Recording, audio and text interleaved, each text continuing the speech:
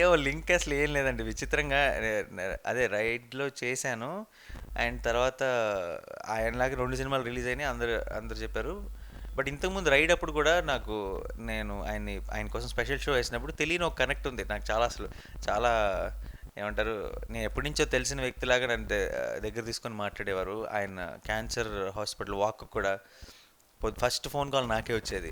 నాని నేను మాట్లాడుతున్నా, బాలకృష్ణ మాట్లాడదామా, నువ్వు తప్పకుండా రావాలనేవారు. ఎంతమంది యాక్టర్స్ కావాలనుకుంటే ఆయన ఒట్టి నాకే ఫోన్ చేశారు. నాకు ఇంకా గుర్తుంది, శ్రీమన్నారాయణ సినిమాకి కూడా ఆ ప్రొడ్యూసర్తో చెప్పారు, మిగతా యాక్టర్లను ఎవరిని పిలవద్దండి, మన నాని ఉన్నాడు కదా, నానిని మాత్రం పిలవండి ఆడియో రిలీజ్కి అని చెప్పారు. సో నాకు తెలియదు అది ఎందుకు వచ్చిందో తెలియదు ఆ కనెక్ట్. విచిత్రంగా ఆ, ఒక పాజిటివిటీ ఉంది. అండ్ నెక్స్ట్ ఫిల్మ్లో ఆయన ఫ్యాన్ కింద యాక్ట్ చేస్తున్నాను. సో ఏదో మీరు అడిగినట్టు ఏదో కనెక్ట్ ఉంది. ఆ కనెక్ట్ ఏంటో నాకు కూడా ఇంకా తెలియదు. లేదు, అది రూమర్. అది నేను కూడా ట్విట్టర్లో సడన్గా చూసి షాక్ అయినా. సినిమా పేరు జై బాలయ్య అంటే అది కాదండి, అసలు దానికి దీనికి సంబంధం లేదు. సినిమాలో ఒకటి రెండు పాయింట్ల దగ్గర ఒక చిన్న రిఫరెన్స్ ఉంటుంది ఆయనకి అంతే. బట్ ఆ కథ, ఆ జానర్ అదంతా కంప్లీట్లీ డిఫరెంట్. దాన్ని అంటే అది it's too early to talk about it. One very very interesting film చూడబోతున్నారు, అంతవరకు చెప్పగలను. కానీ యాక్టర్ అంటే ఎన్టీ రామారావు ఫిక్స్డ్, మిగతా వాడు ఎవరికి యాక్టింగ్.